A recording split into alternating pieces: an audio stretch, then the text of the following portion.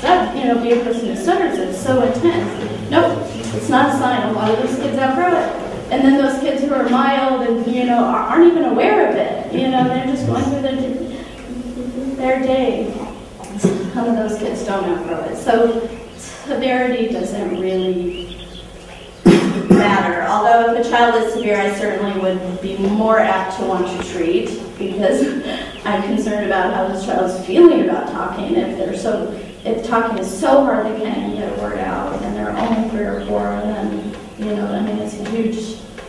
it's just a huge concern of how everyone's reacting to this child as well. So, for older children, and adults, I don't really treat adults, but for older children and adults, there are, I think you guys know this already, but anyway, they can see a speech pathologist. There are self-help groups, obviously. And we have a lot of intensive programs in the States. Now, in the little bit I've heard about your communication workshop, it reminds me of a program. I know you kind of are gearing it towards one program, but it reminds me of the Successful Stuttering Management Program in Eastern Washington by George Breitenfeld. I don't know if you know anyway, but there are a lot of different intensive programs in the States, and some focus very much on fluency. That's all you go there, and they teach you tools, and you leave there fluent, absolutely fluent. I think 100% of people leave that program fluent, but the question is how long do they stay fluent? I don't think I've ever met a single person who actually is still fluent a year after, 6 months after an intensive program. And an intensive fluency program, fluency-based program, because you're not dealing with the whole stuttering disorder, right? We're only dealing with the iceberg part of the iceberg. So it's important, in my opinion, it's important to work on the whole stuttering disorder and all the feelings that are going along with it as well. Every person I've ever talked to who has graduated from an intensive fluency shaping program feels guilty about not practicing and not being fluent. I'm like, you feel guilty? Yeah, if I just practice, I could be fluent. Wow. I feel like society puts that on us so much. It's your fault. You're not trying hard enough. If you just try a little bit harder, you can be fluent. It's not that easy. You're asking me to change the neurology of my brain. How do I do that? There are techniques that they use, and we practiced a little bit of them the other day, but just, being loose and loosening our speech mechanism and doing that every day, and, there are things that you can do to help. But if you don't do them, are you going to feel guilty? Anyway, I have my own personal opinion on that. I do like the programs that are more desensitization and stuttering modification and fluency shaping all together. So really looking at the whole person. And a lot of people can't just do 2 or 3 years with a speech therapist and self-help, and I kind of did it long term. I slowly did all the little things of this one program, the SSMP in Washington State, and they do it in 3 weeks. Now, I think in 3 weeks you can learn everything, but you need help and support to take it home with you. And a lot of people don't know how to get the support and take it home with them. And so again, they feel guilty too because they haven't kept up with it. I liken it to The Biggest Loser, the show. I know some of you know that because we talked about that.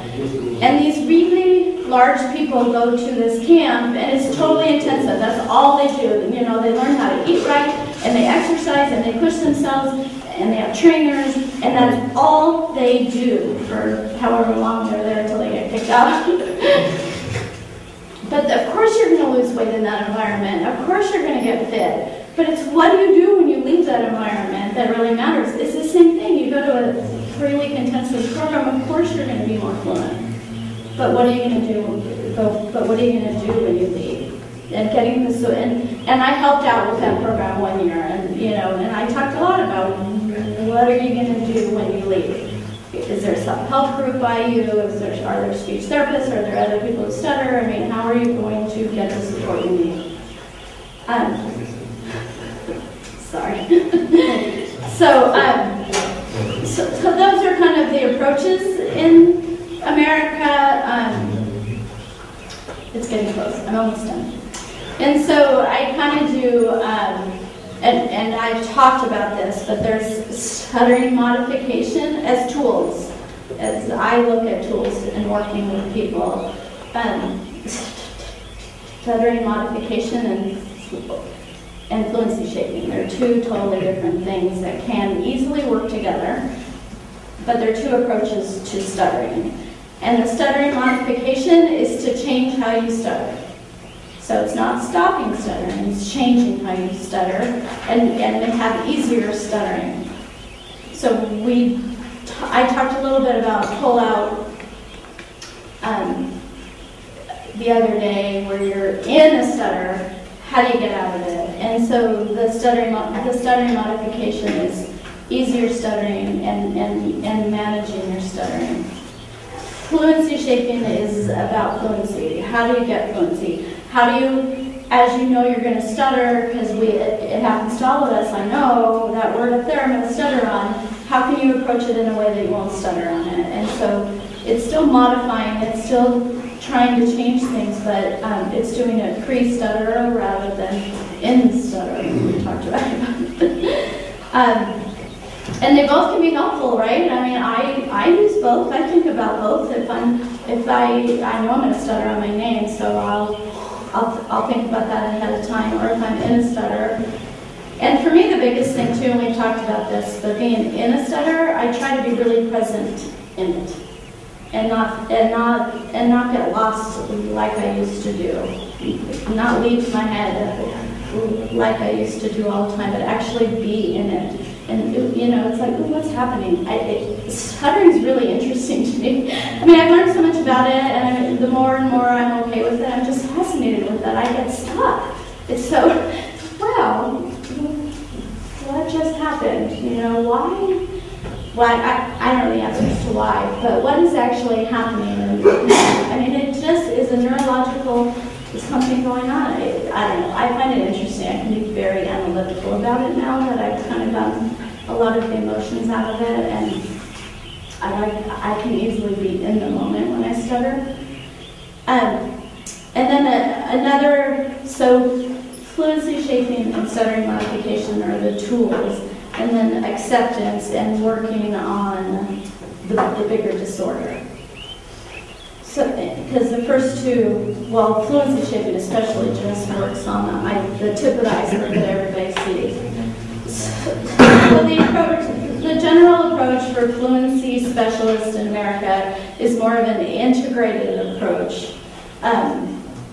In looking at each person individually and seeing where they're at and what they want, and their desires, and it could be they really want fluency because they have a speech coming up, and so how can I help them be more fluent in the speech, not totally fluent, but more fluent, but also that maybe at the beginning of advertising and saying they stutter, and then still kind of working on easy, forward-moving speech. Because it is hard when you're talking to people who don't stutter, and you're stuck, and you're stuck, and you're stuck, and you're stuck, and you're stuck. It's like, I don't mind stuttering if I can just keep moving forward. At least I can get what I want to say across. So the approach is really kind of looking at the whole iceberg. So the tip of the iceberg, yes, definitely, but also everything underneath it. So that, I mean, it's kind of a general overview, I guess, of how we treat people who stutter in America. So,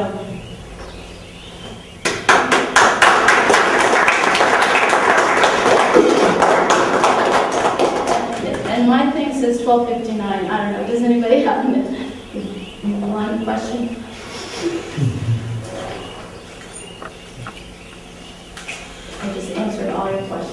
Okay. Can I ask you? Yeah. You talked about educating parents. You also said that most of the parents are okay with the child studying. But have you ever come across any parent who find it difficult to accept their child's STEM? Definitely. I saw someone in the States pretty recently. That mom cried. She came in the evaluation. This wasn't older, I mean not preschool age. She was maybe 10, and mom started crying. And I'm thinking in my mind, what is this child thinking as she's talking to me and stuttering a lot? And mom's crying. I mean, how would that feel if your mom's crying when you're, it's like, so mom had some work to do. She wasn't negative about her child stuttering though, but she didn't accept, she wasn't okay with it. Like she wanted her child to be able to communicate in a way that mom thought was acceptable. And so they actually ended up going to, I was seeing her privately, we ended up going to the local school speech therapist and not seeing me for a long time, so I don't know how that ended up, but I think there, of course, are families that, and for me, it just takes time. I give them some material from the National Stuttering Association or the Stuttering Foundation of America. They have some really nice, easy read material about what stuttering is and how to be a good listener. So I mean, it takes time. It takes time like it takes time for us, right? Because it's easy to say, okay, I accept stuttering, let's move on. Well, no, it takes a lot of work, right? I mean, I can say I accept it, but I have to show it and feel it, and it's a journey and a process. So I've never had a parent, like, irritated by it. Maybe a father every now and then. I don't know why that is. But they don't usually come to therapy. They just, the whole thing kind of irritates them, and they don't come to therapy, so I don't really see them. So how do you deal with such cases? Do you pay more attention to the parents other than the person who stammers in such cases? Usually with preschoolers, the parents aren't quite irritated yet. It's still new and they don't understand. This situation I just mentioned, the child was like 10 or 11. And at that point, I'm just working with the child. I can only do so much with the parent. I have to teach this child or work with this child and how to live in a society, including your own family, but how to live in a society that doesn't really understand stuttering, but how I can understand it, and that's what really matters. So I end up with the older kids, just working directly with them and their feelings. Thanks. Vivek will have to leave now. So, before that, I can actually one is fluency sweeping, and you had discussed two techniques. First one is stuttering modification. Second one is fluency sweeping, and you said that one cannot use this both technique at same time.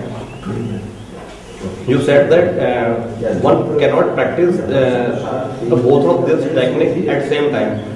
One has to stick with stuttering modification or with fluency sweeping. So why can we practice both the technique modification as well as fluency sweeping at same time? Well, you can do both at the same time. So, and I often, when I work with children, will teach both. Okay, so it means we can use both the techniques Yes. at same time. Yes. Yeah, I'm sorry if that I just was. want to correct this thing because she actually said that nowadays they are using integrated approach to stammering management in America, which means they are using stuttering modification as well as fluency sharing. So maybe we can blame about her American accent. She missed that, but she actually did And I say. was talking too fast. So it's okay. Some of us may have missed that, but she said that you can combine both approaches. There's no opposition between these two. that they can't birth together. They can birth together. And wise therapists always do that. They use both techniques.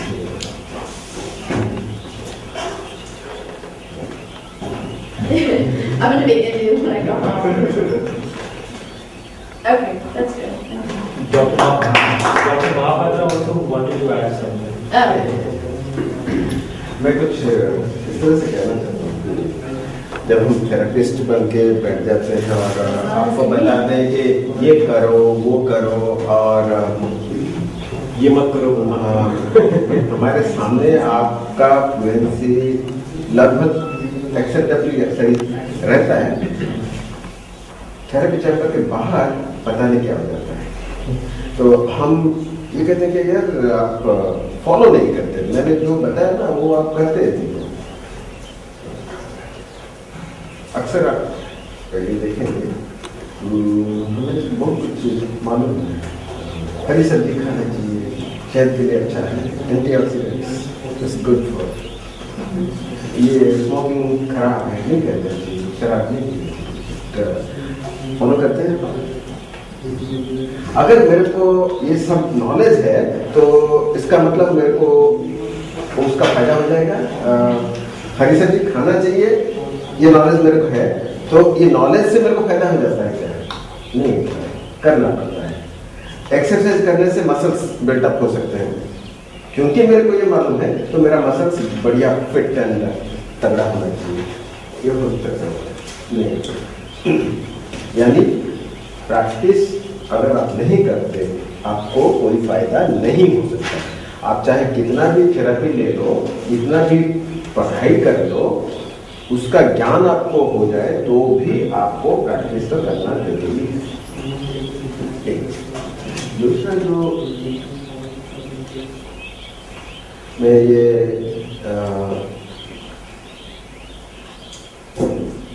Knowledge के साथ, knowledge और practice के साथ एक combination चाहता हूँ। जैसे कि कोई फिजियोथेरेपिस्ट बताए तो थेरेपी दे तो कुछ ड्यूरेशन रहता है कि इतना टाइम करो तो उसका असर होता है। हम अक्सर वो कंटिन्यूटी नहीं रखते, उस देर तक प्रैक्टिस नहीं करते। यानी कुदरती असर ऐसा है, देर तक कोई चीज करो तो चमत्कार सा परिवर्तन आता है, चमत्कार सा इस टाइप का होता है कि डॉल्फिन किस नॉर्मली आपने डॉल्फिन का पिक्चर देखा है, काला और सफेद, चिलिका में डॉल्फिन है, दे आर ग्रे कलर। कुछ और जगह पे है लैटिन अमेरिका में, they are pink in colour. ऐसा कैसे हो गया है?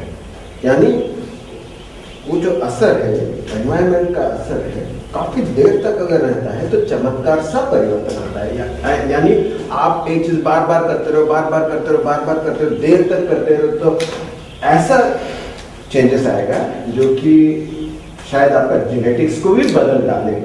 इसीलिए हम नेचर वर्सेस नर्चर में कंफ्यूज हैं। जेनेटिक तो बदल नहीं सकता, जीन तो बदल ही नहीं सकता, ये कहते आए रहे थे, पर अभी भी रिसेंटली बोलने लगे कि नहीं वो हो सकता है, शायद जल्दी नहीं होगा पर उसका बदलाव आ सकता है, ओवर द जनरेशन बदलाव आ सकता है। यानी ये मैं कहना चाहता हूँ कि आप अगर कुछ भी थेरेपी समझ लिया, सीख लिया, देख लिया, थोड़ी देर के लिए, 2 दिन के लिए, 2 हफ्ते के लिए और पंडित बन गए तो उसको आप यही मानिए कि आपने उसका फायदा नहीं उठाया, जिम्मेदारी अपने सर पे नहीं लिया, इसीलिए वो फायदा आपको नहीं हुआ। अगर एक चीज को मैंने ग्रुप को एक वॉलंटियर बना के डेमोन्स्ट्रेट किया, उसके ऊपर असर नहीं हुआ इसलिए क्योंकि उसने आंख बंद नहीं किया था। आप इस लेवल पर पहुंच जाएगी, नहीं ये नहीं होता है, होता है वो कर ही रहेगा।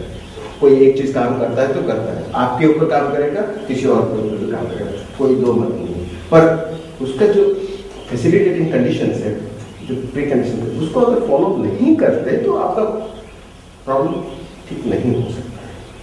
अगर एक चीज 3 हफ्ते के लिए चाहिए या 6 हफ्ते के लिए चाहिए, करना पड़ेगा। तो आप 3 दिन में ही बोलेंगे हमें तो समझ में आ गया ये क्या करना है और मैं चल रहा तो कुछ करना पड़ेगा।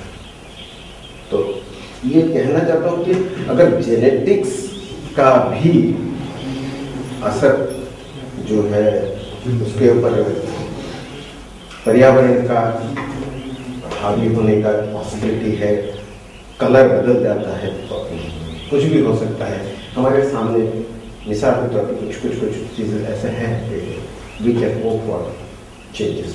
तो स्टार्टिंग ऐसी कोई चीज़ है ही नहीं जो सुधारा नहीं जा सकता है।